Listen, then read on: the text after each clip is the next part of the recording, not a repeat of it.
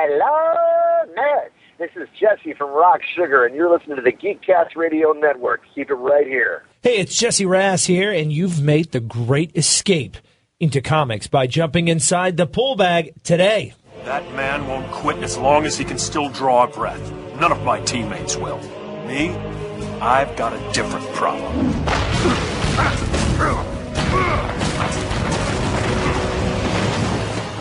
I feel like I live in a world made of cardboard, always taking constant care not to break something, to break someone. Never allowing myself to lose control, even for a moment, or someone could die.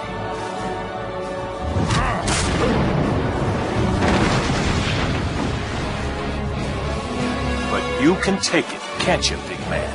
What we have here is a rare opportunity for me to cut loose and show you just how powerful I really am.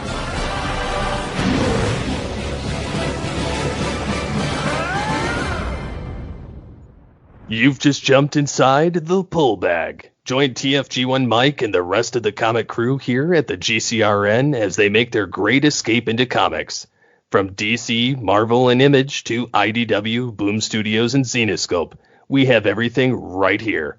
We cover things like Transformers, He-Man, superheroes, TMNT, and Radiant Black. Yeah, we have all that and so much more. It's all inside the pull bag here on the Geekcast Radio Network. So, without further ado, it's time to talk about the comics we're reading right now, here inside the pull bag. Because this time, I won't stop until you're just a greasy smear on my fist. Let's go. Hello and welcome to the pull bag. It is the end of April 2022. 2022. What the fuck? Want to redo the intro? You think? Hello and welcome to the pull bag. This is episode 552. It is the end of April 2024. I'm, of course, TFG and Mike. Joining me once again, almost as always, is Ryan the UnEvenFlow Merkley. Hello, sir. How are you? Hello and welcome to Up Nerd. Today we'll be doing top 3, bottom 3 Superman Unchained comics. It's a series from Scott Snyder. You can hear more on the Up Nerd Podcast Network with... Oh, this isn't my show, right? No, this is not your show. But since you already gave away the creative and all that good stuff, which is fine by me, for all I care, but... yeah, Scott Snyder and Jim Lee, which I had forgotten that this was a Jim Lee book. And honestly, I have to say this, we have only covered several, we've only covered one. In the 11 years this podcast has been online, we've only ever covered one Superman anything, and we never finished it because Frank Miller, you asshat. So my buddy Joe Reed and I, who do the Turtles comics on the podcast from IDW Publishing, we decided to read Superman. What the hell is it called? I don't think that's the subtitle of it.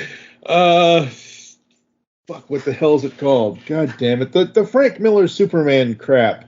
All-Star Superman? No, sorry. No, I was going to say, sorry. All-Star Superman is fantastic from Grant Morrison. You should read that and never read any Frank Miller Superman. But anyway, this is the DC Black Label Superman. Superman Year One, DC Black Label. So we covered the first 2 issues because I liked it. I thought, it's going to be a cool, different Frank Miller inspired origin story. And then after we released the first 2 episodes, the first 2 issues, I saw the solicits for the third and final issue because the DC Black Label, most of those are like 3 issues because they're like triple size of normal comics or whatever as far as how many story pages, whatever the hell it is. But I saw the solicits for the 3rd issue and I'm like, asshole. Why couldn't this just be a Superman story? Why you got to bring Batman and Wonder Woman in and just have not only that, but it went absolutely off the rails, and it's. I have the 3rd issue. Joe, I could do it at some point. I have refused to read it ever since I found out ever since I read the solicit for it. Oh, you should definitely never read it. It is known. It's one of the worst comics. I think it's up there. It is, or down there, depending on how you look at it. And yeah, it is. Oh. So unless Superman has been with Batman, or unless it's been a Justice League thing, or unless it's been something else, on the pull bag in the past 11 years of our history, we have never, outside of the Superman Year 1, Issue 1 and 2, we've never done Superman comics. It's not because I don't like the character. I absolutely love the character. I think he's great. He's just not... He's just was never in the rotation. He's got a lot of good runs, you know. Yeah, no. I'm not. No, I'm not saying. I'm just saying in general, we should. Maybe I'll bring you on Up Nerd. We can do Death of Superman or something like that. I know you never want to do. Well, Death of Superman is another one, by the way. That same with All Star Superman. That I'm pretty sure you've seen the animated version of. Animated version does not do it justice at all. No. Especially the Death of Superman animated one. I remember how mad I was at how the comic is not perfect either. Don't get me wrong. It's not this amazing thing to be held up as perfection, but I hated the animated. And it's weird because I think anybody who's listened to me on these shows knows, huge fan of the Tim and Justice League universe. And this wasn't set in that universe, but it was kind of adjacent. Like, it was the same people, and it felt similar. But they really missed the mark on it. Anyway, it felt similar. That is not Unchained. And So the whole reason why we are starting the Superman coverage on the full bag with Superman Unchained is because Steve and I started doing. That's the whole reason why this podcast started. Was Steve showed me issue 13, the cover to issue 13 of Batman, New 52, with the Joker head and in the face and the staples and the whatever is in his face and whatever else. But yeah. So, and we've covered plenty of Scott Snyder Batman over the years. You and I did. We need to probably go back and finish it at some point, but we did Volume 7 Endgame, which was kind of the end. I think there were 2 more volumes after that. There were 2 more, yeah. So I've recently re-picked up so initially I had it all on digitally. Right. And I've been picking up the trades because I find that I still read it and enjoy it. Mm-hmm. So I have no issues having physical copies. So I've actually reread it recently, which we'll get into. It's pretty important for this as well. So like you said, Scott Snyder is on writing. Jim Lee, Dustin Yin, Scott Williams are on art. Alex Sinclair and John Kelson and a couple other people are on color. So the whole reason why I wanted to start with this as the first Superman coverage is because we covered Snyder's Batman. And I wanted to see and learn how Snyder was going to write Superman. I thought that was it's always interesting to me when you have a writer who has written a character that, you've loved for however many years, whatever, and you really liked what they did with most of their story. And then they switch to a character that you like. Again, I think JT and I did this, but when we were doing Superior Spider-Man and the Dan Slott run and all that and everything else, Dan switched from, even though Superior Iron Man was only 9 issues, he switched from writing Spider-Man to writing Iron Man. I thought, ooh, that's a cool twist. I'd love to see what so that's why we're doing this. And honestly, I have to say, outside of seeing prints and things online and art pieces, I think this is the first Jim Lee art I've ever, as far as comic reading, ever have read in the last 11 years. So, but yeah, Superman Unchained. I love the art. I have no problem with the art pretty much throughout. The story is just wild. Is it? So the plot of this. Yes. We get a little bit of sort of time jumping around, but to kind of shorten things, it's because we learn that for 75 years, roughly, General Lane has had a secret military installation which houses a superhuman from another planet who feeds off of the sun, by the way, which, sounds familiar. He is not from Krypton, by the way. But they've been housing somebody who's been working with the United States for roughly 75 years, kind of in the background or adjacent to Superman. Yep. And clearing up things that Superman couldn't get to or wasn't able to or stuff like that, I guess. Yeah. And employing a little more sort of military. So his name is Wraith. They shorten it. It's William Rudolph's Ace in the Hole. Yeah. But his name is Wraith, and he's a little more militant, having grown up in a military base versus Clark Kent, who, of course, grew up with the Kents in Smallville, Kansas. Yeah. And that's sort of the central theme. And then around that, we get all these other elements of there's this terrorist group, I guess we'll say. The Ascension. Technology terrorists, basically, called Ascension, who are causing all of these attacks and doing all of these things. And in the end, kind of working towards resetting or destroying the Earth and starting over, essentially. Mm-hmm. And then we have good old Lex Luthor escaping prison early on. And Lex just he doesn't do a lot. I mean, he kidnaps Jimmy. Yeah. And he chats with him here and there throughout, but really doesn't show up or make his presence felt or known until the end. Yep. And so really it's Wraith and Superman is the main sort of fight here. Yeah. Combined with Batman is involved, Wonder Woman is involved. And that works, by the way. I think they've found good ways to have them in the series without making them main characters or anything. Yeah, it wasn't just here's Batman. Yeah. It wasn't just here's Batman, and it was not just okay, Batman's here, move over, Superman. It's Batman's book now. It wasn't that at all, because again, this is 2013. This is 2 years into the New 52. Yep. Snyder was still doing his run, as far as I know, on Batman when he was doing this. He didn't take a break, as far as I know. And I like a lot of things in this. I love how they handle Superman's. I love how he writes Superman's powers. I love how he writes Superman's character. But for me, it's those simple, easy, oh my God, gotcha moments of, oh, this is why I like this book. Not the whole reason, but like, ooh, this jumped. The Batsuit in this is amazing. I love the way the Batsuit looks. Yeah, he has a stealth suit to enable him to stay hidden when Superman is looking at him. And it works on Wraith for a while, but we eventually kind of learn that Wraith is sort of a combination of Superman and Magneto. He uses a magnetic field to fight an awful lot. And so he's able to eventually adjust to it. And that's where Wonder Woman kind of comes in and helps, because he's the brains, but she's the brawn that can at least stand up to him a little. Yeah. Absolutely.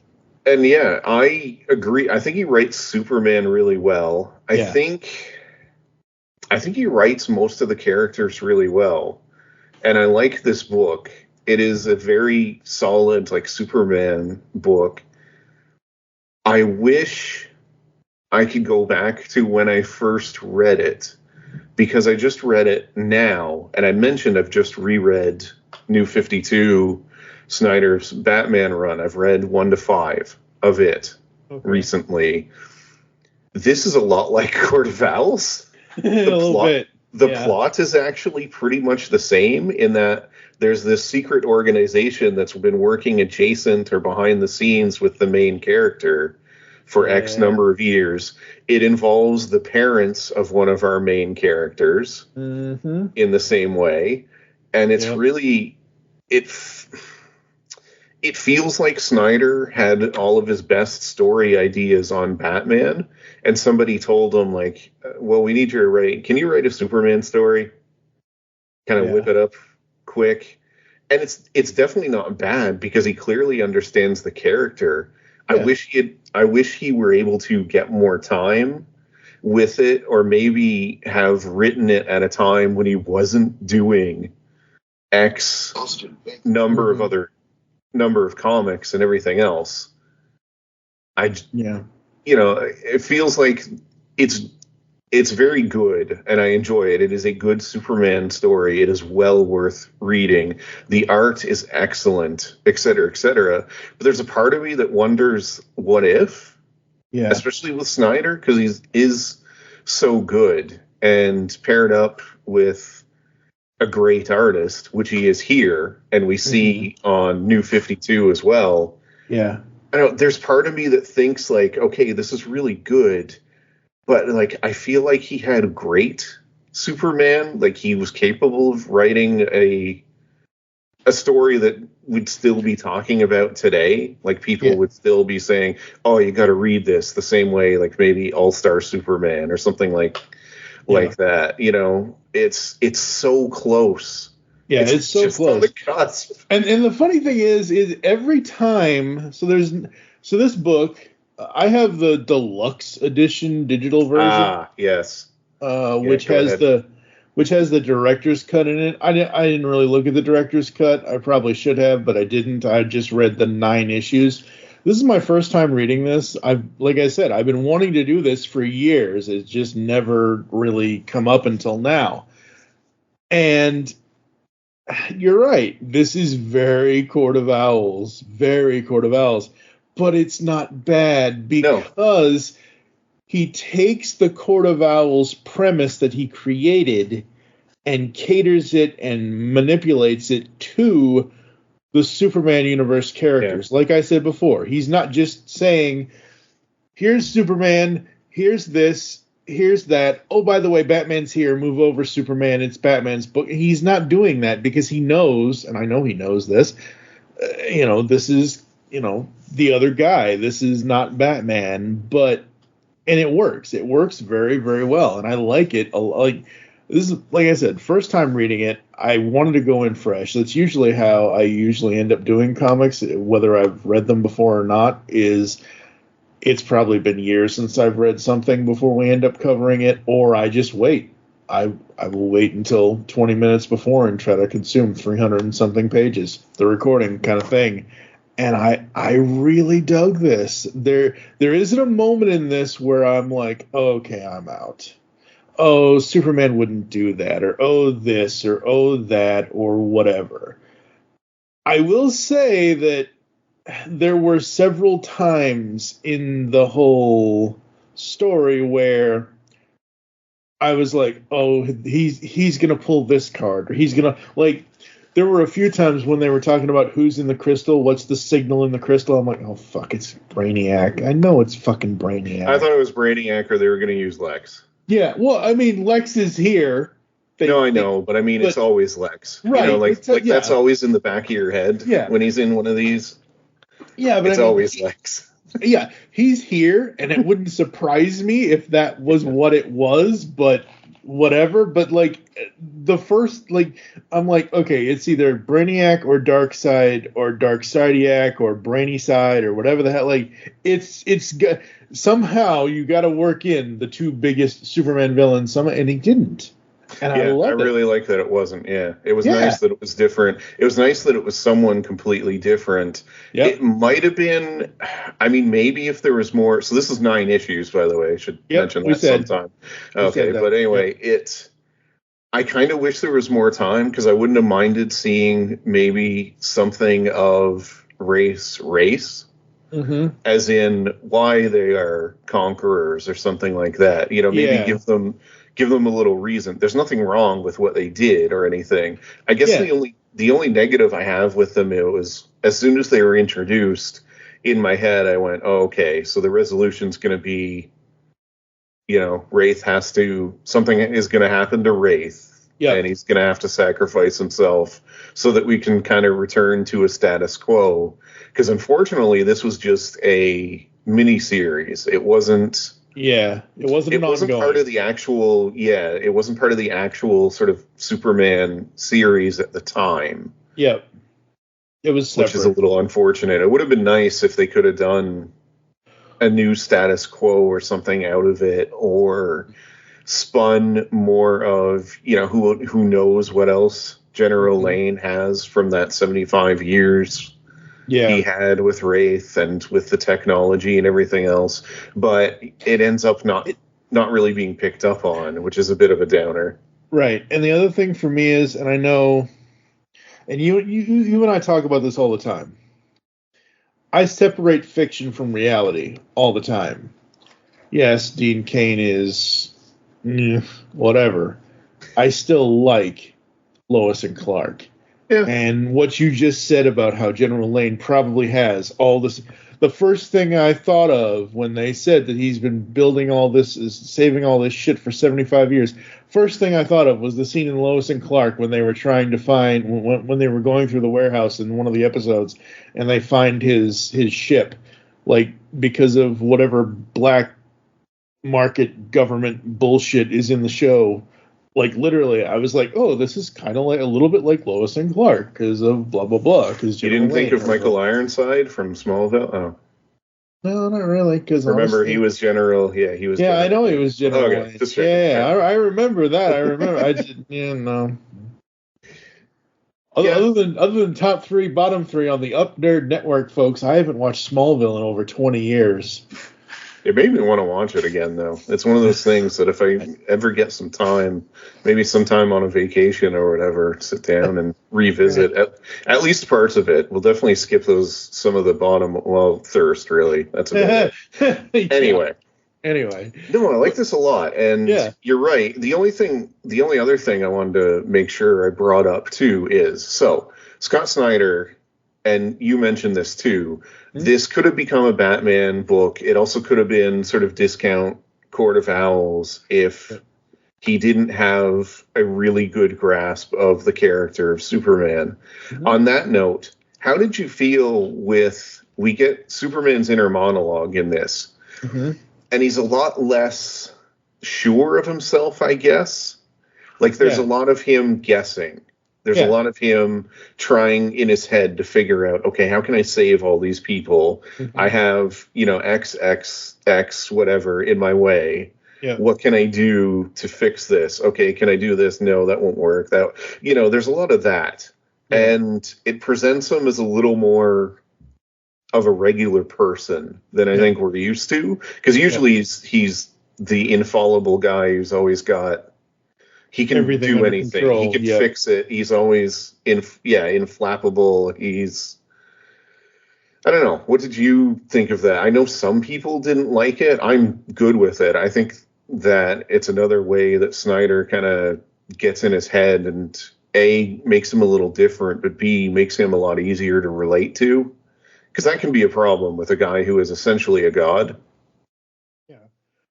Yeah, he's essentially a god, but most of the time he's played as boy from Kansas who now has superpowers, who wants to stay grounded with these superpowers no matter what kind of thing. I like the internal monologue because I like knowing what Superman is thinking, like his process of thinking, and every time that I read the internal monologue in this, I was like, oh, I hear a mix between Tom Welling and Dean Cain. Dean Cain usually when he's like after he's gone through the thought process. So when he's going through the thought process, I heard Tom Welling in my head. And once he figures it out and whatever, I heard Dean Cain in my head. Only because I don't think normally I hear the animated voices like Tim Daly or George Newbern or whatever, but I think the reason why I'm hearing Dean and Tom is because they both went through things in their series for the character that in Superman the Animated Series and in Justice League, he was already Superman. He was already sure of himself. I feel like Welling's Clark Kent in particular is completely unsure of himself. He's still trying to get a handle on his powers and what he can or can't do, and he's got to kind of think things through of, okay, how do I beat this guy without, blowing up the city sort of problem. And like we said, folks, this came out 2013, 2014, somewhere around there, in those 2 years there. And the whole building falling scene where he has to save the people, I'm like, if you switch universes and put a metal suit on him, it's basically Iron Man 3. Okay. With the plane. I thought you were going to go, what's his name? Zack Snyder. There we go. No. I thought you were going to go Zack Snyder, Man of Steel, and just tell him, yeah, we'll just let the building fall. It's fine, whatever. No, come on now. I'm not that cool. I'm sure the people weren't important.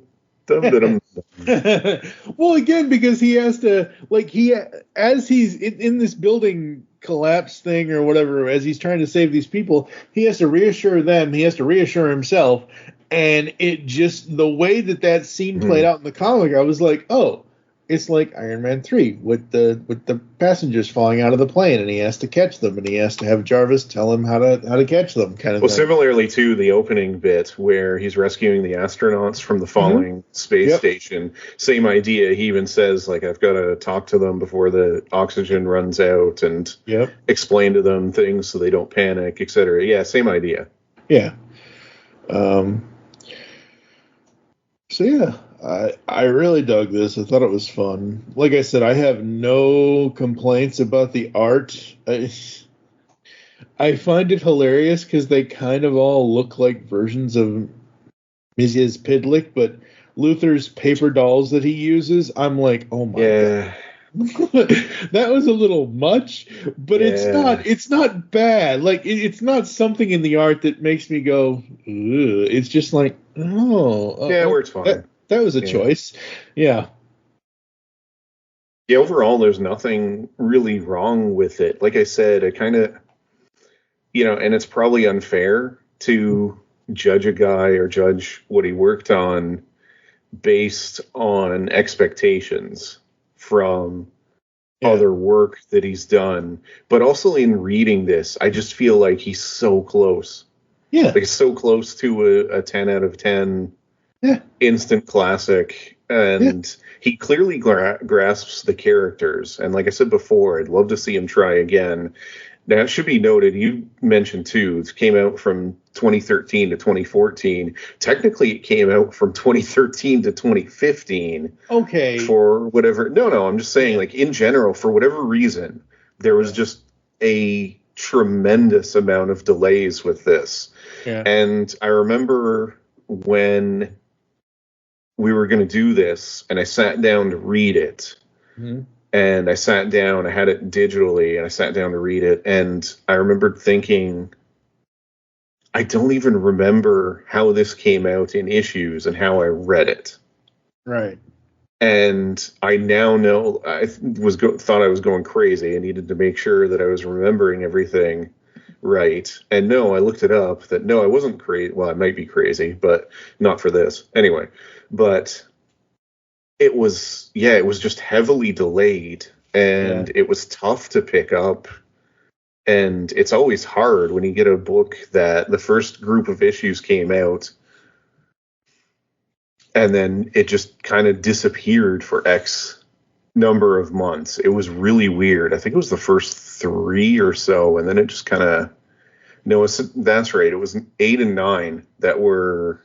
super delayed, and at one point they were kind of canceled completely.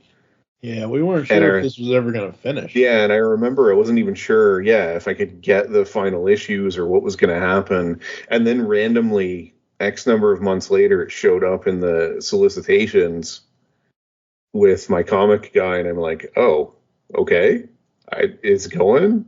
We're finishing it now? Wait. I don't know. It was, that's always weird. I have no idea why. I don't think there's any solid info on why, but it happens. And it's one of those things with comics. So the in-store date, not the cover date, because the cover date's always different, but the in-store date for issue 8 was September 10th of 2014. And the in-store date for issue 9 was... What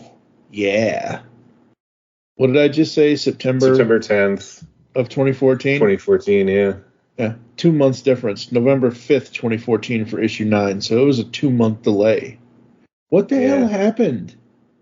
I don't know. It's always weird. I don't know either. Like that's fine. It's funny. Before we started, we were talking about Void Rivals, which you've been reviewing with Jesse. Yep. On Was it just another another comic review is what it is. Anothercomicreview.com, folks. I turned into him because he got the name wrong in the most recent episode. Anyway, you've been reviewing it there, and we were talking about how it got delayed, and I couldn't remember, its order or anything either. It's funny how only 1 or 2 months really throws you off when it's comics, and we're used to getting them monthly, especially now with everything digitally available. And this is mixed in with this conversation here, folks, but this is kind of relevant because Jesse and I have already talked about this because we already knew about it, but like Skybound Entertainment under Image Comics with Starting Void Rivals, I think the only reason why there was a 2-month delay between issue 6 and 7, issue 6 was the final arc of the first story in Void Rivals, is because they had to launch Duke and Cobra Commander. Oh, I think that's the only reason why, because Transformers came out in October of last year, Duke came out in either late October or November, and then Cobra Commander came out in December. So I think it was them saying, hey, we need a little time to get these other things launched and set up and whatever else, so you're going to get a 2-month break. It wasn't anything major. There was no pandemic. It wasn't like poor IDW during the pandemic when Last Ronin issues got delayed all the time. Yep. But yeah, no, Superman Unchained, I don't know if it's something I would reread, but I'm glad I read it. I love it. And I think one of the cool things about this is normally I will praise comics when they do flashbacks, when they have different artists do like you and I know this. Livia Remendelli would always do the flashbacks for the Transformers comics in IDW for the most part, versus having like Alex Milne or whomever, Andrew Griffith on the main art. This is all Jim Lee. This is all him and the colorists and the everything else. I like that it's all him because I love the way he draws the Smallville stuff or the past stuff with Lana and everything else. I think that is super cool because it's so different from the actual rest of the core of this story. Yeah, when you read a lot of the 90s Jim Lee stuff, you kind of feel like he's got a style, and there's nothing wrong with that. His style is outstanding. He's very good at it. Right. But then you look at the flashbacks in this and you remember, holy cow, this guy is just a brilliant artist. Like, he can do different styles, different sort of genres even with it. It's just he doesn't always get the chance to, and this, I think it was probably fun for him because it gave him an excuse to draw differently in different ways than he normally gets to on all the different superhero comics he does. Yeah, absolutely. It's really good. I feel like I'm with you that it's not something I need to have in physical trade paperback form, so I can just pick it off the shelf, like say Snyder's Batman, where I talked about it at the start. I do kind of want that in physical form because I'm consistently drawn back to it, and I reread it every year or so. So decided, what, I want to keep these, et cetera, et cetera. Anyway, it's really close to that, but just not quite. It's definitely worth a read, though. I mean, if you're listening to this and you've never read Superman Unchained and you're curious about it, definitely should. It's certainly worth the read, digitally or physically, if you want to pick it up. And I don't know, it's going to vary. It's a very good book. There's nothing wrong with owning it. It's not one that the story you're going to look at on your shelf and go, ugh. Yeah, no. Oh, the story is awesome. The story is awesome. The art is amazing.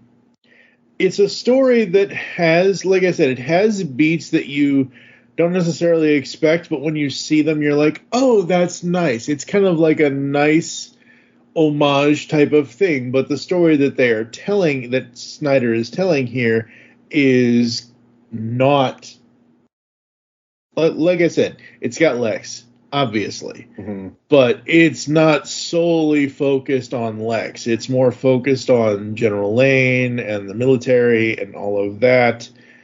And I think the only thing that bugs me, but it doesn't bug me enough for me to like take a point off or anything like that.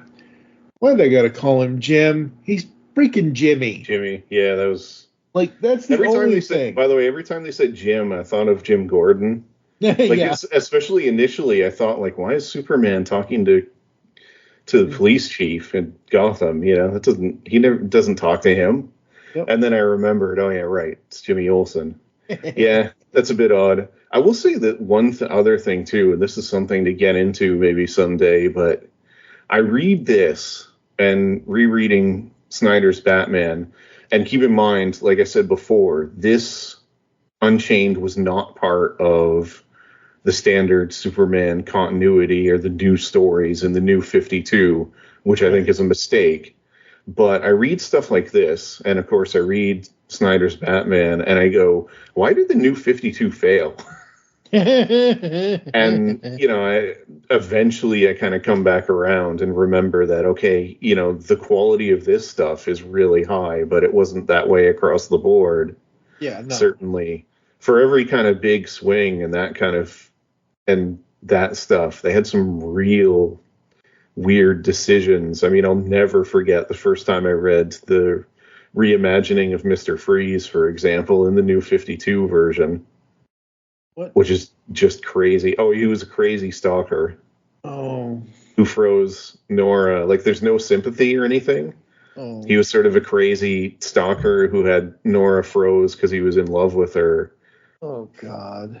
Yeah, and it was also so weird because we weren't that far removed from Heart of Ice. You know, it had only been like 10 years or so. That's not a huge amount of time. And that was the definitive kind of, that's what made Mr. Freeze not a joke.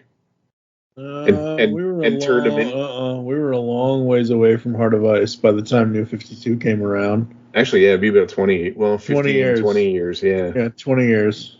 92 to 2012. That's true. Yeah, but even then, in comics, comics time, that's not a huge amount of time, though. No, you know, you're talking about characters that have existed for 60 some odd years. Yeah. So I don't know.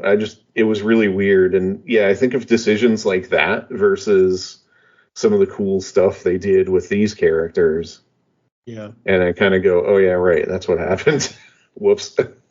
Yeah. And what I love about Snyder's Superman here is that he works everything into the Superman story from the Superman character point of view without having to tell you the origin of Superman. Like, you didn't need that here at all. Yeah, we don't need to know who Clark Kent is or that's his. Yeah, like I think Clark is barely in this. Like, Clark's in this in the beginning, and Clark is in this at the end, close to the end.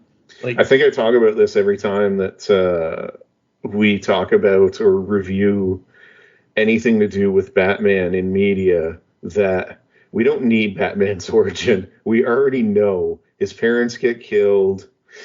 He's a rich guy, dresses like a bat. We know. Yeah. We don't need to see the pearl necklace again, Zach. Just leave it alone. We know. Everybody knows. We're in the alley. Oh my God. Anyway.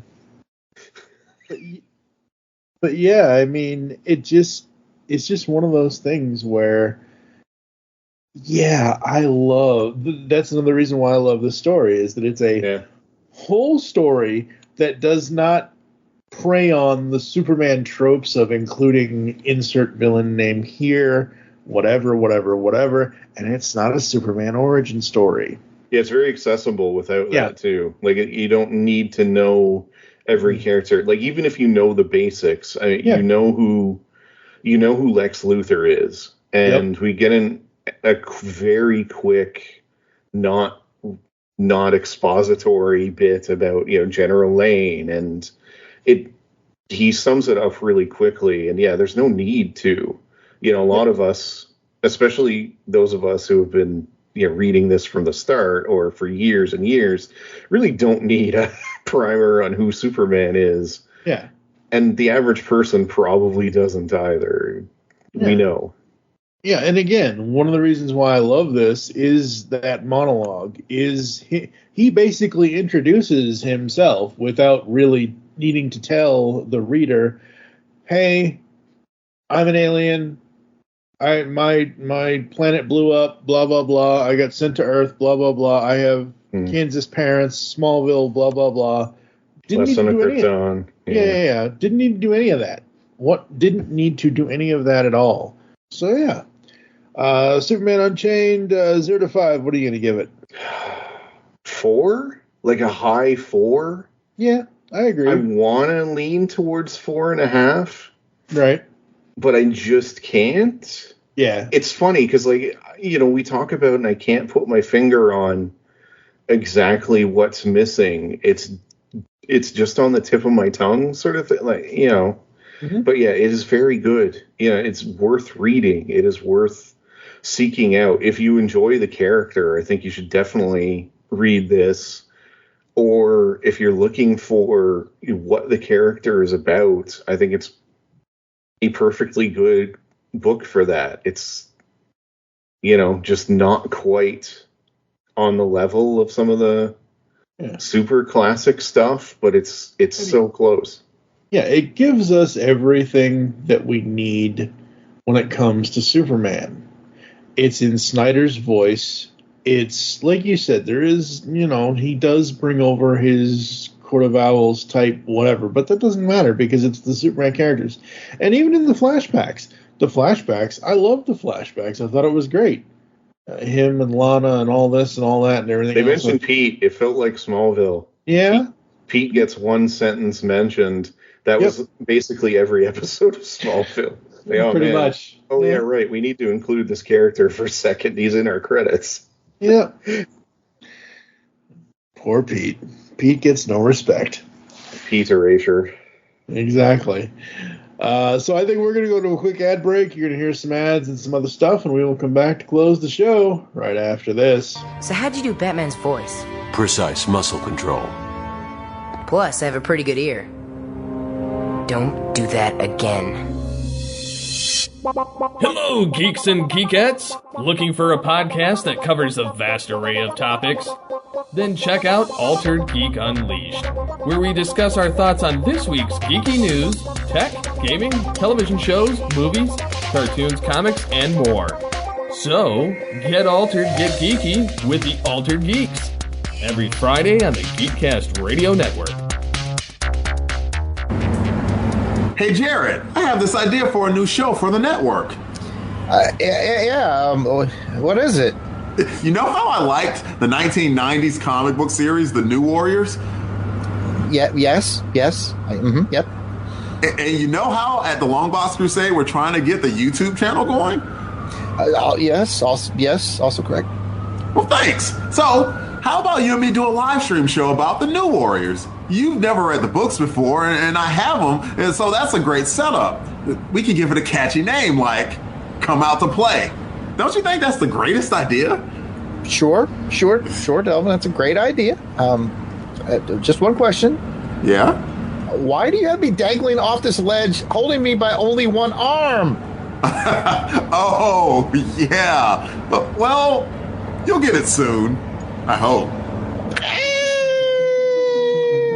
Come Out to Play, a New Warriors podcast, comes to you live on YouTube every second Tuesday of the month at 8 p.m. Eastern on the Longbox Crusade channel. If you can't watch it there, we replay them on the Longbox Crusade Network podcast feed, available anywhere podcasts can be found. We invite you to come along for the ride, or in other words, New Warriors, come out to play. Yay!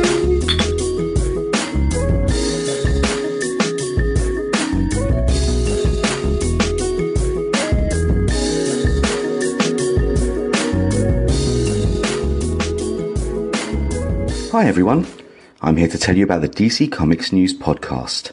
Here every week to talk everything DC. Movies, TV, comics, and everything in between. But don't just take my word for it. Here are a couple of our sponsors. Listen to the DC Comics News Podcast. It's audio justice. No. It's audio chaos. These wackos are crazier than I am. Or maybe you're both right. Regardless, you can catch us on every kind of podcast platform.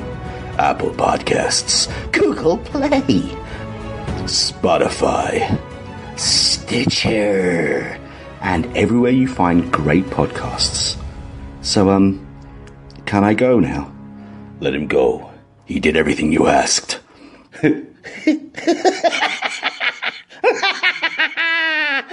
No. Hello, listen to the Up Nerd Podcast Network. We do podcasts every week. That's your ad break. Huh? All right, fine. You already gave me a better one. I'm going to insert it anyway, you idiot. What's better than a live read? Everybody loves those. No.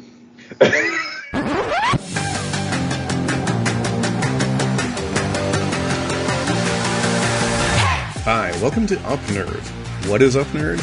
Up Nerd is a podcasting network of shows hosted by me, the UnEvenFlow. People have told me I like to talk at them about a pretty wide range of topics, comics, games, movies, books, whatever, and now I'll be able to talk at you. Along with the weekly show will be 2 bi-weekly shows. First we have Find You Pick, a show where one host picks a movie, then both hosts have to watch it.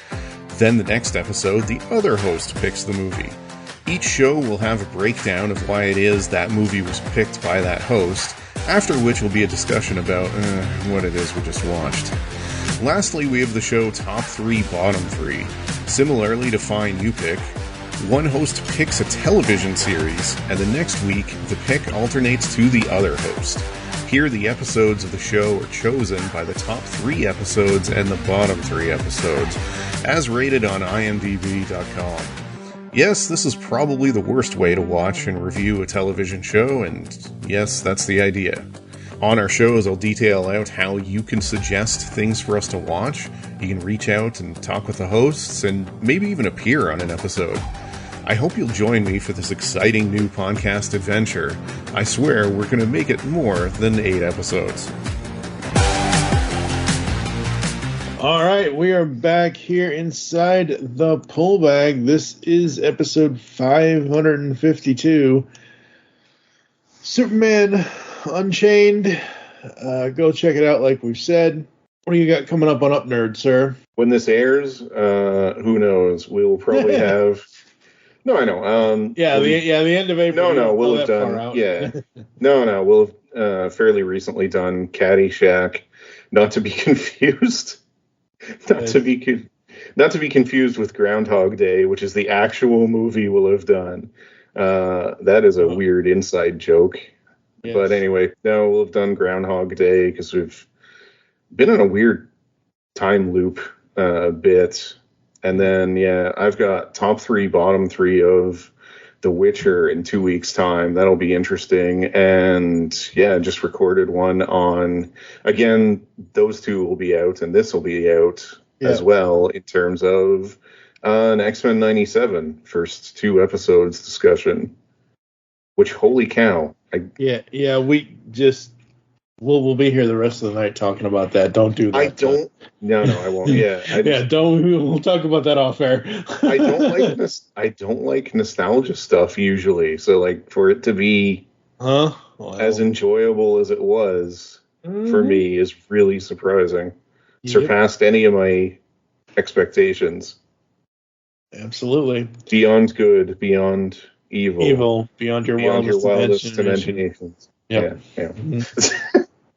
See, I know the line. All right. Yeah. Let's watch that. Yes, anyway. Watch X-Men 97, because by the time this airs, hopefully all 10 episodes will be out by then. You actually go outside in these things? What would you prefer? Yellow spandex? Almost forgot. Oh, am I going to war or a circus? What'd you expect? Black leather? Thank you for joining us here inside the pull bag. If you'd like to get in contact with us or leave the feedback for this show, there are several ways to do so. Visit the website, geekcastradio.com, where you can listen to and comment on all of our content. Send email to feedback@geekcastradio.com. You can check us out on all the podcatching clients you choose to use.